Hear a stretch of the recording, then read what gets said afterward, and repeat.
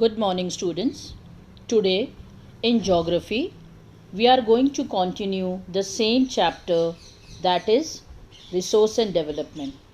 Children, in yesterday's lecture, we have studied about the resource planning in India and conservation of resources. We have studied why we need the resource planning, how we can conserve the resources. Today, we are going to start with land resource. Children, land is the most important natural resource as it supports all kinds of human activities. We live on land, we perform our economic activities on land, and we use it in a different ways. It supports natural vegetation, wildlife, human life, economic activities, transportation and communication system, etc. India is also extremely diverse in terms of its land use pattern because of factors such as geography, climatic conditions, population density, etc. It has lofty mountains, vast plains, perennial rivers, mineral rich and deficient states, etc. About 43% of land area is plains, which provides the facilities for agriculture and industries. Mountains accounts 30% of total surface area of the country and ensures perennial flow of some big rivers, provide facilities for tourism and ecological aspects. About 27% area of the country is plateau region. It possesses rich reserves of minerals, fossil fuels, forests. Children, once again I am repeating this. Plains accounts 43% and known for agriculture and industries. Mountain accounts 30% and known for perennial flow of big rivers of India, for example, River Ganga, and 27% account for plateau known for its diverse minerals, fossil fuels, forest, etc. Now children, land utilization. We can use the land in the following ways or for the following purposes. First, forest. Second, land not available for cultivation. Means it can be rocky land or desert.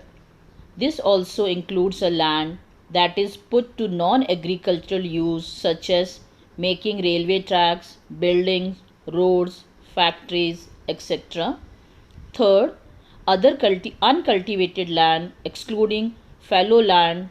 This includes the following: permanent pastures and grazing land.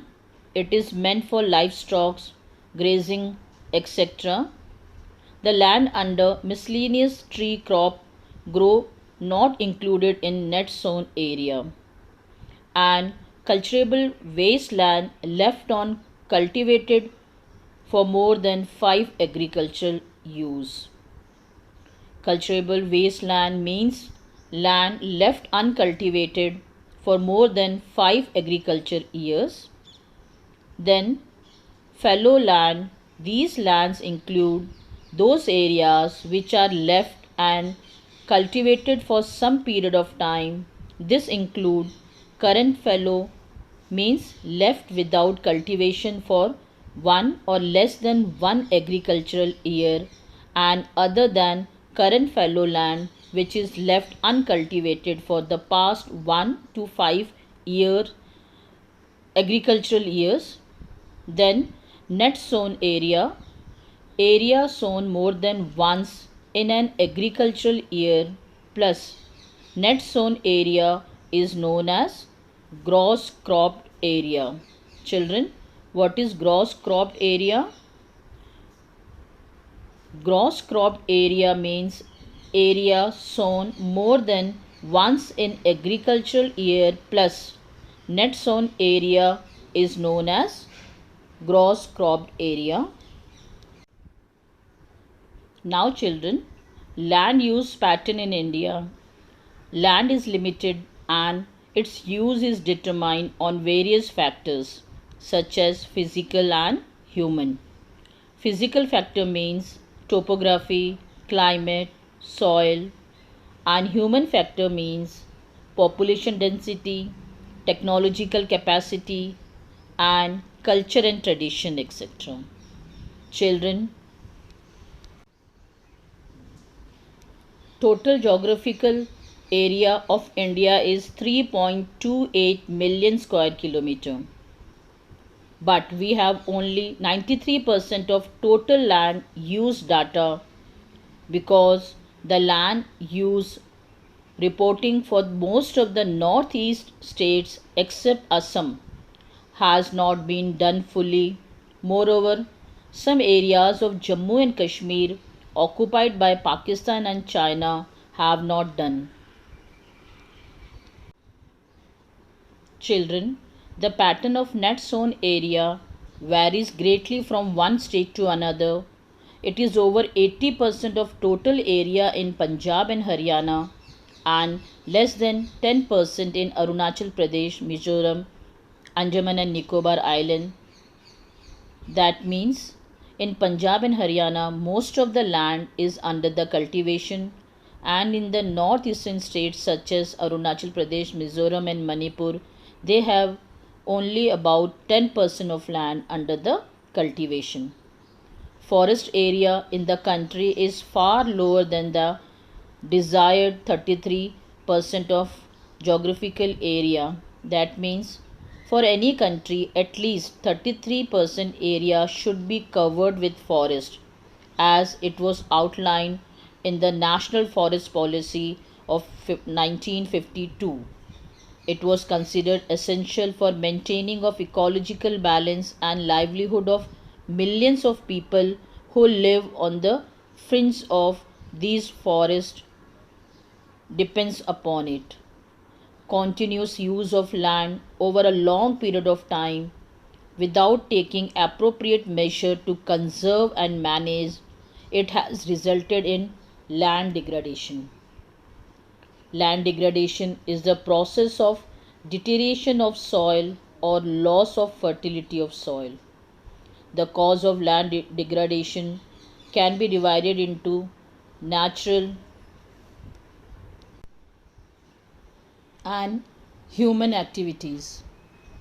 The non judicious and indiscriminate use of land has not only accelerated the process of land degradation but also aggravated the pace of natural force causing harm to our lands. Children, we have shared the land with the past generation and will have to do so with the future generation. 95% of our basic needs for food, shelter, and clothing are obtained from the land. At present, there are about 130 million hectares of degraded land in India. Approximately 20% of it belongs to the category of forest degraded areas. 56% of it is water eroded areas, and the rest is affected by saline and alkaline deposits. Some human activities such as deforestation, overgrazing, mining, quarrying, etc., have contributed significantly in the land degradation.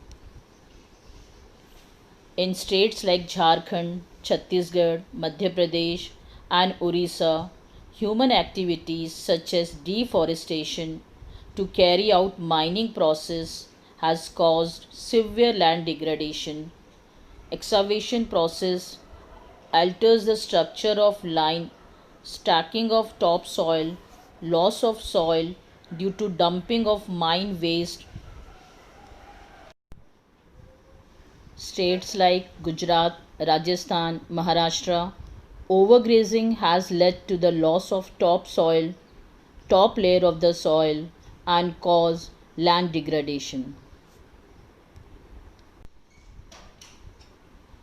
In the states of Punjab, Haryana, Western Uttar Pradesh, over irrigation is responsible for land degradation due to waterlogging, leading to increase in salinity and alkalinity in the soil. The mineral processing like grinding of limestone for cement industries and calcite and soapstone for ceramic industries generate huge quantity of dust in the atmosphere. It retards the process of infiltration of water into the soil after it settles down on the land. Children, in recent years, industrial effluents as waste have become a major source of land and water pollution. Children, however, the problem of land degradation can be tackled by adopting certain practices such as afforestation, planting of shelter bells, control on overgrazing. Afforestation is the best way to conserve soil and to increase the area under forest. Indiscriminate felling of trees should be stopped and effort should be made to plant more and more trees. Restricted grazing of animals should be moved over different pastures so as to avoid erosion of soil. Fodder crops should be grown in a large quantity. Planting of shelter belts, planting lines of trees to create shelter also check the soil erosion. Such trees are called shelter belts. These shelter belts have contributed significantly to the stabilization of sand dunes and in stabilizing the desert in western India.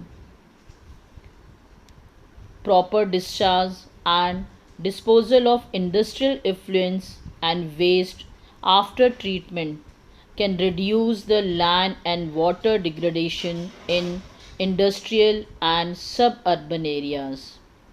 Children, once again I am repeating the problem of land degradation can be solved through afforestation, proper management of grazing, planting of shelter belts, control on overgrazing, stabilization of sand dunes, proper management of wasteland, control of mining activities, proper discharge and disposal of industrial effluents, etc. I think this land resource is clear. That's all for today. Thank you and have a nice day.